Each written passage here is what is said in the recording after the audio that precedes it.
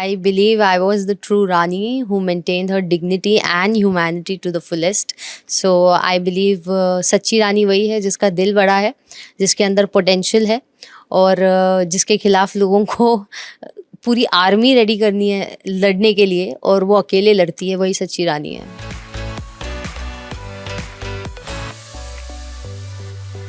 Well it was a never before seen concept, बहुत extraordinary और अलग था, इसीलिए मैंने शो के लिए हाँ कहा, क्योंकि ये एक नॉर्मल रियलिटी शो की तरह नहीं है। यहाँ पर 12 लड़कियों के सर्वाइवल की स्टोरी है कि 12 लड़कियाँ जंगल में कैसे सर्वाइव करती है, टीम अप होके या इंडिविजुअली या जैसे भी उनकी जर्नी है।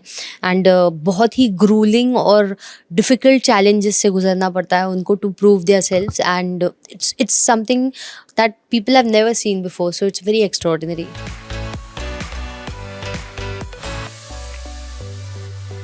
One reason that made me do the show is because I represent a massive population of people of different shapes and sizes. So मेरे लिए ये शो करना इतना ज़रूरी इसलिए था क्योंकि मुझे सिर्फ अपने आप को नहीं बट उस मेजर पॉपुलेशन को रिप्रेजेंट करना है और अपना सेल्फ वर्थ प्रूव करके उनको इंस्पायर करना है। क्योंकि ऑर्डिनरी लड़कियों से अगर आप कुछ एक्सपेक्ट करें तो आपको देखने में इतना मज़ा नहीं आएगा, बट बेबिका जब कर दिखाएगी तो कुछ अनएक्सपेक्टेड हो रहेगा। And you should always prove your self by being the unexpected one.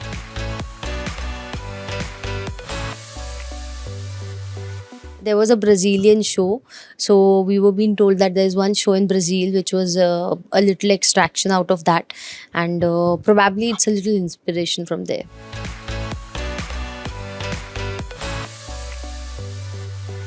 I was not prepared because the moment I entered the show, I saw women who were already well-trained athletes.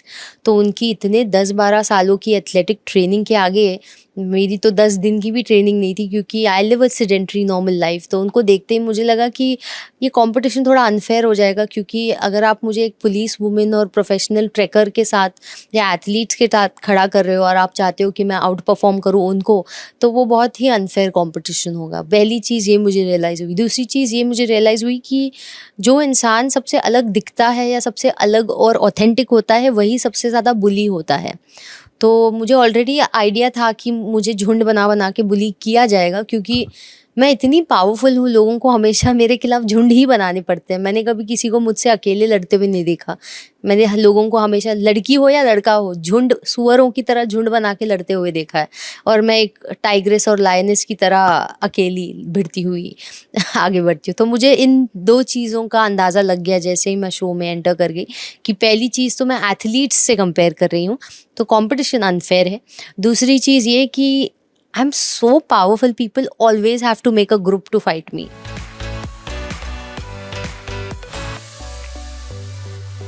Yes, I've made really great friends on the show. They were complete strangers, but we got so connected and we really felt a different kind of connection. So पहली मेरी दोस्त बनी वो थी मृणाल और Meera, and eventually मैं पवित्रा पुनिया से भी बहुत स्टार स्ट्रक हो गई। उनकी पर्सनालिटी मुझे बहुत अच्छी लगी, बहुत स्ट्रॉन्ग लगी, उनकी लीडरशिप क्वालिटीज़ मुझे अच्छी लगी। And eventually there were these couple of good quality but no quantity, but good quality people whom I made friends with.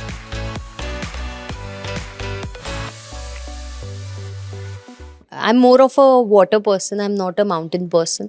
तो वहाँ की वाटर बॉडीज़, वो जो झरने थे, वाटरफॉल्स थे, वो और उनका crystal clear beautiful water, that bounty and bounty of the flora and fauna, you could say, oh my god, that was something I was really mesmerized. तो task, challenges, mental stress, physical stress और लोगों का गंदा nature, ये सब के beyond जो mother nature था उसको एम्ब्रेस करने का बहुत कम समय मिला, but I wish I could just go and live there forever.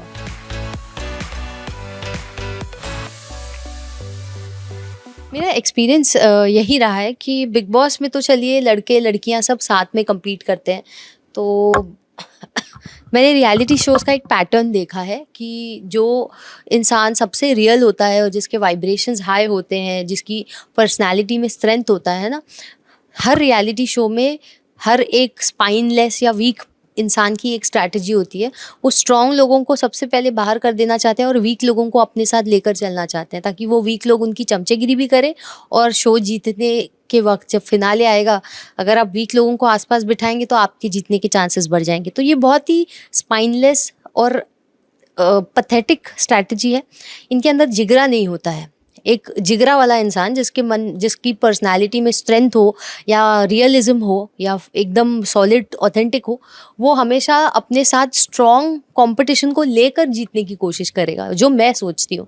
तो हर रियलिटी शो का ये एक कॉमन फैक्टर मैंने देखा है और मैं जहाँ भी गई हूँ, मुझे पहले नॉमिनेट करके पिकवाने की लोग कोशिश करते हैं। तो वो ऑलरेडी दिखा रहे हैं कि बेबिका से लड़ने के लिए हमें झुंड बनाना पड़ता है, हाइनाज और पिग्स की तरह, या बेबिका को सबसे पहले बाहर निकाल दो शो से ताकि हमें वीक लोगों को आगे बढ़ा के जीतने का चांस मिले। तो ये एक ना सोशल बिहेवियर मैंने ऑब्जर्व किया फ्रॉम रियलिटी शोज़ कि इंसान का नेचर ऐसा होता है जिसके अंदर स्ट्रेंथ या करेज नहीं होता, वो हमेशा वीक लोगों को अपने आसपास चाहता है।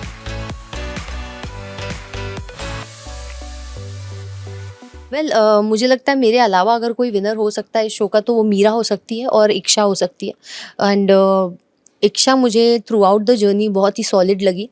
वो बहुत ही वेल ट्रेंड है as a person, she is a very good human and she is very empathetic and humanitarian. उसके अंदर एक दिल है, you know, she feels for people, वो मैंने क्वालिटी देखी और एक विनर में वो होना चाहिए। विनर में दिमाग बड़ा हो वो ज़रूरी नहीं, पर दिल ज़्यादा बड़ा होना चाहिए, क्योंकि दिल से चलने वाला इंसान शो में क्या ज़िंदगी में जीत जाता है। तो ये दो लोग मेरे अलावा मुझे लगता है जीतने के काबिल हैं।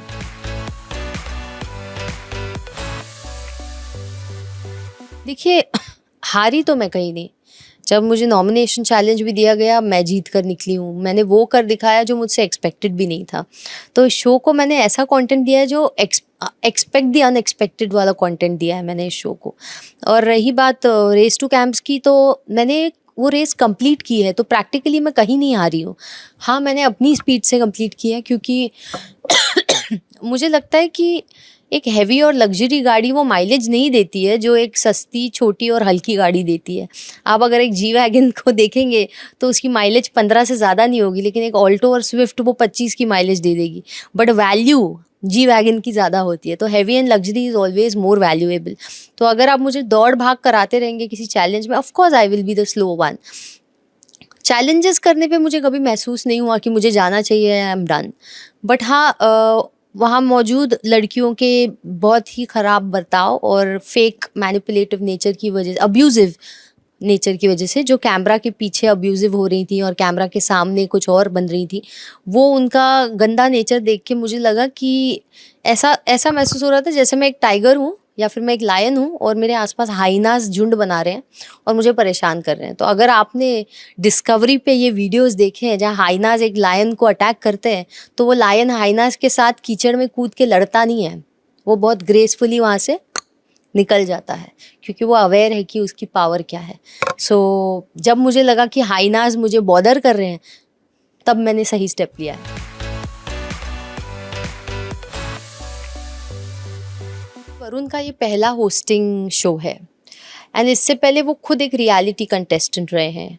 एंड आई थिंक उन्होंने ऐसे शोज़ किए हैं जहाँ पे ओपनली अब्यूज़ और फिज़िकल अब्यूज़ और वर्बल अब्यूज़ ओपनली की जाती है और जिसको नॉर्मल माना जाता है, जो कि रोडीज़ या कुछ हैं।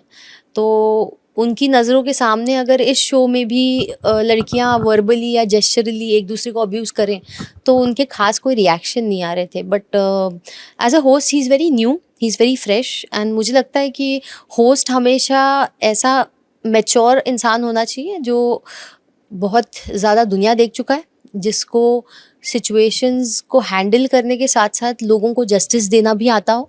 एक सॉलिड और मैच्योर इंसान ज़्यादा बेहतर होस्ट बन सकता है। तो मुझे लगता है उसके लिए एक फ्रेश एक्सपीरियंस है, but he is given his bit, he is done well.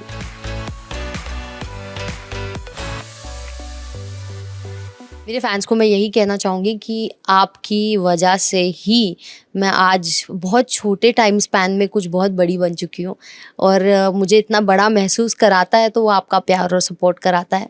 बस इसी तरह प्यार सपोर्ट बरसाते रहिए। आपके लिए मैं पूरी कोशिश करती रहूँगी कि आपको मेरा बेस्ट देती रहूँ।